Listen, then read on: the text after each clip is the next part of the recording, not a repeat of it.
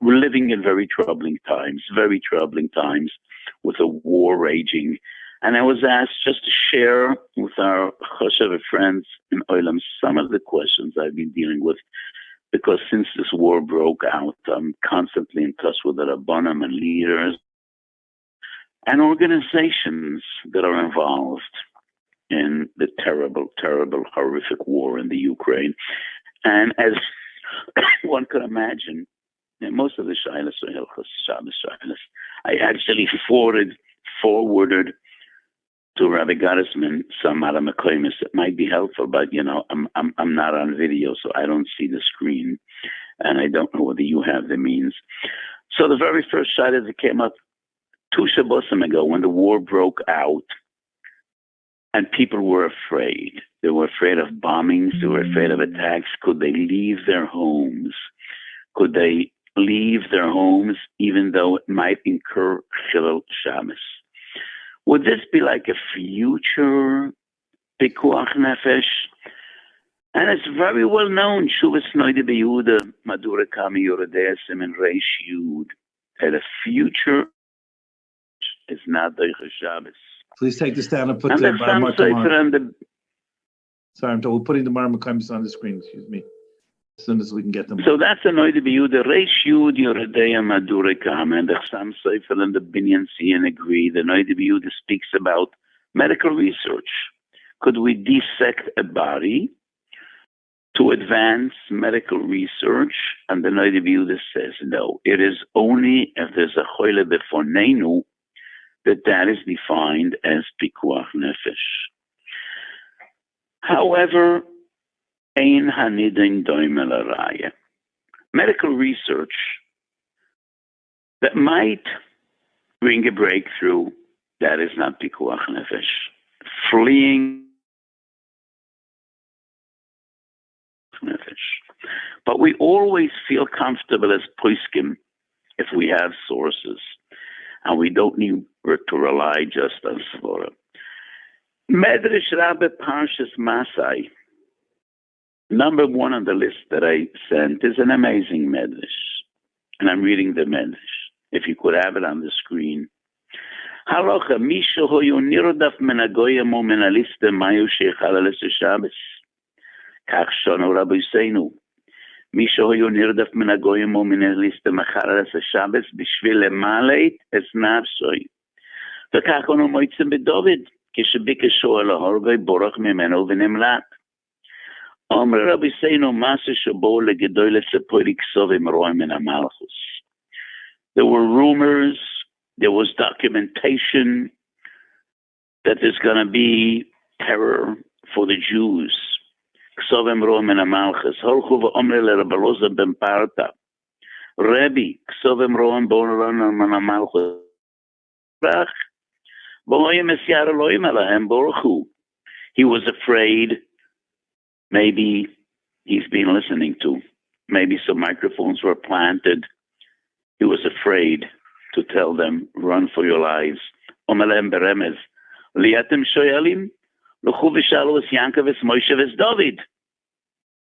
So the Russians, intercepting his calls, obviously didn't know what he's talking about. He said, let's ask Yankov and Moshe and David. And the Medrash explains, Maiksiv b'Yankov v'yivrach Yankov v'chein b'Moshe v'yivrach Moshe v'chein b'David v'David borach v'yamolait v'cheini oimer leich ami bo b'chadorayach. Omer HaKadosh Baruch Hu u'ki'ilu kol gedoy liyoyle miyoru v'boruch hu misoineim koloisen arboim shono shasisem b'midbar lo enachti eschem levroach. So this is an interesting source. On one hand, Rabbi Elazar ben Porta told them, let's ask Yankov, Moshe, and David. They all fled in the face of danger. But the Medrash also says that HaKadosh Baruch Hu said in the Midbar, did you have anywhere to run? Did you have anywhere to hide? Didn't you rely on me? So what is the halacha? Shuvas Maram Rotenburg. Source number 2. Shomati memorenu harav Rabbi Vigdo the mutar odem lahatzel asva b'Shabbos b'levroyach min hagoyim u'min halistim. V'raya meyilamdeinu. That's a Medrash Tanchuma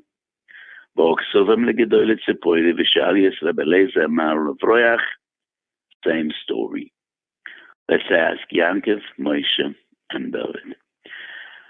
So it was obvious to me that even though the bombs didn't fall yet, to leave and try to look for a quieter place, especially a big orphanage, a Beis Yisraelim. The children were taken out and they left Erev Shabbos. In normal circumstances, the way would have taken 3-4 hours. They would have arrived before Shabbos. But as they left, it became obvious all the roads were congested. They arrived Shabbos afternoon.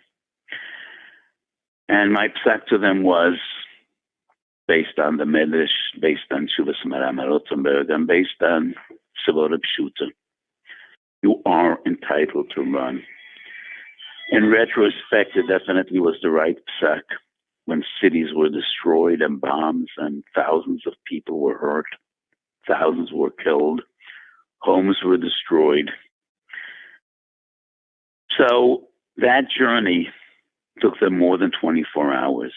They didn't have enough food to begin with. And most of the food was consumed on the way. There were 7 buses packed. And the only way to achieve food was to bring food from Uman. Because the only place where they had a lot of food stockpiled was in Uman, naturally. But they didn't find a Goyish driver that was willing to drive from Uman to the west of Ukraine, in the mountains, in the Karpatim. The only driver was a Jewish driver that was willing to bring out food. And that's a Dioraisa. Because the 7 buses fleeing had non-Jewish drivers.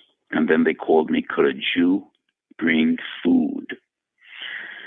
So how do we define the sakana of starvation? To me, it was obvious. More than 300 people, many of them children, Yisayim. Source number 6 on the sheet I just sent is a Chazanish or a Chaim Semenun test. And I'm quoting the Chazanish. The Shulchan Aruch says, Shin Chof Ches Sif Yud Zayin.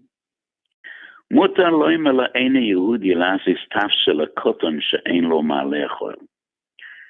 It is legitimate to ask a guy to cook food for a child that doesn't have what to eat. And the Chazanish wonders, if a child doesn't have what to eat and his life is in danger, mutar lo imela eine Yehudi, it's Pikuach Nefesh. So the Chazanish says, and I'm quoting the Chazanish, Nere da'ayra baravan shel shomu etes. Umakal mokum mutar shavus. Aval ravan shel zman sheragilim lahak bedolav chashiv sakona. And this is an amazing Agdora. How do we define the danger of starvation? It is virtually impossible for a doctor to say, when is a person's life in jeopardy? At what stage? How would we know? We have very little experience of people starving to death because in a modern world, we live in an age of abundance. Very starving to death. Since Rosh Marushi and Machshamai, Joseph Mengele, doing, experiments on people. So the Chazanish has a Hagdora. Ravoin shel zman sheragilem lahakpid olav chashiv sakana. Ubizmanenu shemotzu ima'oid chaloem מתרגשות בתינוקות נרד, כל שיש סופק שיגרום לו קלקול מעיים, להצירוס או שלשו, whether it's constipation or diarrhea, או יגרם כאב מעיים, או חום כלשהו, הווה בכלל סופק סכנה. So this is koiche de hetere to its extreme. Hunger, what people consider lahak bedolov. So to me it was clear. We have hundreds of children, women, some of them pregnant, elderly people. When you're dealing with hundreds of people and there's not enough food, that definitely is defined as a sakana. So I said, yes, have a Jew drive out from Uman to bring food. But then I had another shaila, and that brings us to source number 3. Shin Yud Ches Siv Beis. Ashoichet b'Shabbos l'choilo. Muter labori lechol mimeno. Aval hamevashol b'Shabbos l'choilo asur labori. Shoichet. For one kazayas, you need to shecht an animal. Ner lechod, ner lameya. But when you cook food, shemo yarobe b'shviloi. So when you cooked food for a chodesh yesh b'sakana, a healthy person cannot partake from that food. So yes, we drove from Uman all the way out to the mountains to bring food. But that food is designated to the children, to the elderly, to the ill, to the sick. Their life might be in jeopardy.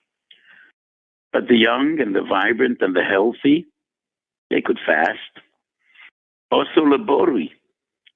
So I said, the food that you bring along, and that should be designated for the healthy, for the young. The food that was driven from Uman should primarily be given to those that might be in a Safek sakana. Shema yarbe b'shviloi. And I want to point out an interesting stira in the Mishnah Brura. So the Mishnah Brura Shin Yud Ches Sifkot Yud Gimel brings the machlokes daran and the Rashba. Ribui b'shiurim. Is it an issa diurais or an issa derabanan? That's a machlokes daran and Rashba, and the Mishnah Brura writes, Ayin b'sefer ahavas chesed shebiranu raya megamora hu ikar kedeya reshoina, that ribi b'shiurim is an issa diuraisa. However, source number 5 on my sheet is Machni Yisrael. So let me tell you a bit about the Machni Yisrael. One of the points of greatness of the Chafetz Chaim was the Gadol Ador in so many different ways. What is amazing about the Chafetz Chaim is, whatever he wrote, he was convinced it is the Tikkun Ador and Tzorech HaShoah. The Mishnah Brura, Ahavas Chesed, and one of the amazing Sforim he wrote is Machni Yisrael, which is a sefer that he wrote for young Jewish boys that were taken against their will into the Russian army. Those were the Cantonistim. It was a terrible period. Maybe we'll discuss it at another opportunity. And the Chafetz Chaim wrote a sefer designated for those young Jewish boys to instruct them, to give them guidance, how to keep Shabbos, Hakal Hakal, what they may not. And he discussed at length the concept of Ribi B'Shiurim. So yes, the young soldiers need to carry arms. They need to carry full battle gear. Are they entitled to take along that tefillin on Shabbos? Or do they need to leave the tefillin behind? And when they're going from one place to another, could they take along kosher food? Those were questions the Chafetz Chaim dealt with. And in Machni Yisrael, he is able to rely on the opinions that Ribi B'Shiurim is only a Darabanan. And this is just, it's a study, Koiche de Heter of a Gadol. What I learned from this stira in Chafetz Chaim is, in Mishnah Brura and normal circumstances, hu ikar kedeya reshoino. Ribi B'Shiurim is an issa diuraisa. But sometimes a posek needs to deal with abnormal circumstances, not normal circumstances, as in time of war. So for those young Jewish boys in the Russian army, the Chafetz Chaim was making, relying on the opinions that the Ribi B'Shiurim is only a Rabbanan, and therefore, yes, lahakel tfei. And that was my fundamental approach and dealing with these questions that came in one after the other. Ukraine is in abnormal circumstances, and the subsequent is very difficult to define. I was called by Hatzolah Ir in America, Yankov Gade and Eli Rowe and other wonderful people from Hatzolah Ir. They were asked to fly planes to Romania, to Moldova. And today I had a meeting with a Mankal of Shabbos Tzedek, and they received people from the Ukraine, from Moldova, who were flown in by Hatzolah Ir. They had a shuttle, and that shuttle worked on Shabbos, according to my guidance. And today, Professor Marin and Professor Halevi came to see me, and they told me 2 Holocaust survivors, one lady 90 years old and the other 94 years old, who arrived to Shabbos Tzedek on Shabbos, a young woman that was badly injured by a bomb. So they could have been taken to medical facilities in Moldova, Romania, but it's not the same. The facilities there were overwhelmed, and the level of treatment and medicine that they had in Israel is totally on a different level than the ones they would have there. And Yesuvedaita, for Jewish people to know that they are amongst their own. Yesuvedaita for a Chodesh Yesh B'Sakona. So yes, they flew the planes on Shabbos back and forth to bring the to Eretz Yisrael. This Shabbos, last Shabbos, I had a call from Rav Kruskal, one of the Rabbonim, I think from Odessa. An ambulance with a Jewish driver was with a Yoledes, with a little baby, who was Erev Shabbos. And they could either drive to Kishinev or to Poland. If they would drive to Kishinev, they would get there before Shabbos. Driving to Poland, that would be on Shabbos. But in Kishinev, there was total chaos. And nobody knew whether they'd get proper attention, medical attention, and treatment. So I told them they need to change the driver, try to get a non-Jewish driver, and drive to Poland. Once again, to me, that was a clear Safek Pikuach. Person in the car that wasn't sick at all. And he asked, what should he do? And my psak was, well, the Goyish driver is primarily taking care of the Yoledes. He knows that he has young mother and a tiny little baby in this car. So he's driving for them. You could come along. And especially, he can't drop you off just somewhere in the middle of the road. That definitely would be a danger, especially in a war zone where there are thousands of refugees and total chaos. And we're dealing with Amir al-Nakhri at the end of the day. So I told him he could go along with that Yoledes and arrive in Poland in a more normal medical facility. So these are just some of the questions I dealt with, and I want halachas for me to learn, and I told them halachas kriyas HaTorah. Questions in kriyas HaTorah are the nightmare of every young Rav, because you're standing in public and you can't say come back in an hour. You have no time.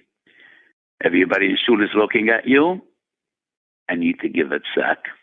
So I told that young Rav, before anything else, be booking in halachas kriyas HaTorah. So sometimes a person needs to give response in real time, and he can't say, call me back tomorrow. So on one hand, we're dealing with Chillul Shabbos, which is a chorus, but on the other hand, Safek Pikuach Nefesh, which overrides everything. Some of the shilas that came to me were very sensitive shilas, which I cannot even discuss in public. But most of the shilas most of the shyness were balancing Safek Pikuach Nefesh with Chillul Shabbos. So I shared some of the questions and some of the sources that just went through my mind when I needed to give psak. So I daven and hope to a Kodesh Baruch Hu that never will we need to give psakim of this nature. A Kodesh Baruch Hu Yogein, V'Yazor, V'Yoshia. For the time being, the war is still raging on with terrible ferocity and terrible consequences. Cities being destroyed, hundreds of thousands, millions of refugees just trying to run and to escape, and so many of them Amchu Beis Yisrael. So let us hope and daven. Now we tzadikim b'misos and yosem b'chiyim, and maybe the Chaim up there in Gan Eden will be a poyel Yeshuos.